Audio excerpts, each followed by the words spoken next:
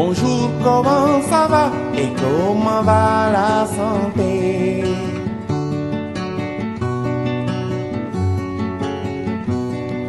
Bonjour, comment ça va et comment va la santé?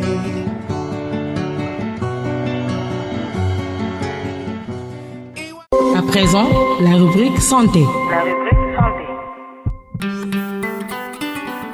Bonjour et bienvenue dans votre rubrique santé et bien-être. En ce début de fraîcheur, nombreuses sont des personnes qui ressentent des douleurs articulaires, mais surtout chez les personnes âgées. Ces personnes âgées font face à des difficultés de mal de pied qui peuvent être liées au rhumatisme, à l'arthrose ainsi que d'autres maladies articulaires. Mais ce qui nous intéresse aujourd'hui est le rhumatisme.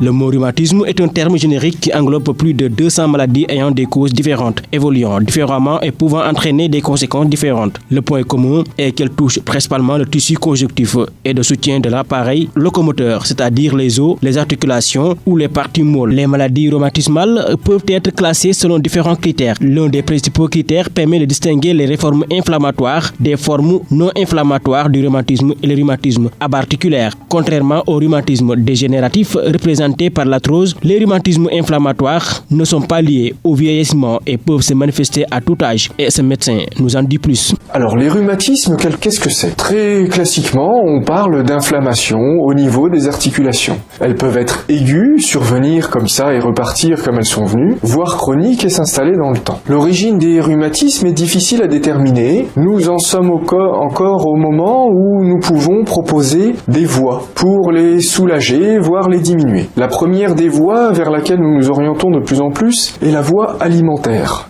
Si vous souffrez de rhumatisme, le premier conseil que je peux vous donner, c'est d'éviter, voire de supprimer si c'est possible, mais allez-y doucement parce que c'est pas forcément évident, donc d'éviter, voire de supprimer tout ce qu'on va appeler les laitages et la viande rouge. La deuxième des choses que l'on pourra effectuer et qui donne d'excellents résultats, c'est d'utiliser un draineur organique, notamment de l'organe du foie. Pour ça, n'hésitez pas à demander à votre médecin, homéopathe, de vous conseiller un draineur d'origine évidemment végétale.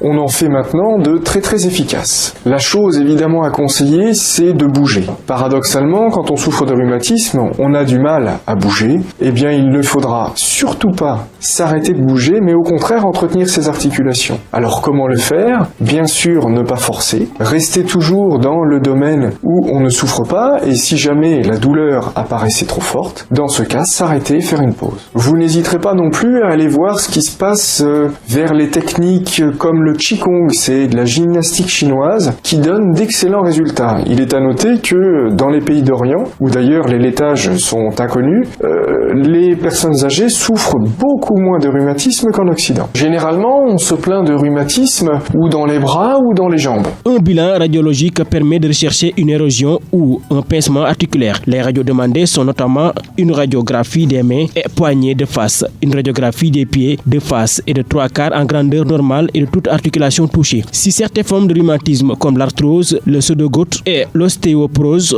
touchent majoritairement les personnes âgées, il ne faut pas oublier que les jeunes et les enfants peuvent aussi souffrir de rhumatisme inflammatoire ou d'arthrite. C'est tout pour votre rubrique santé. Rendez-vous la semaine prochaine. D'ici là, prenez soin de vous et de votre corps.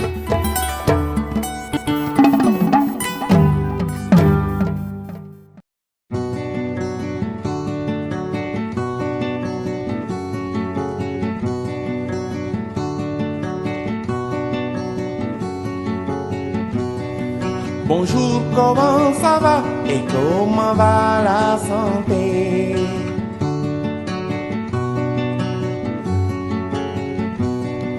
Bonjour, comment ça va et comment va la santé?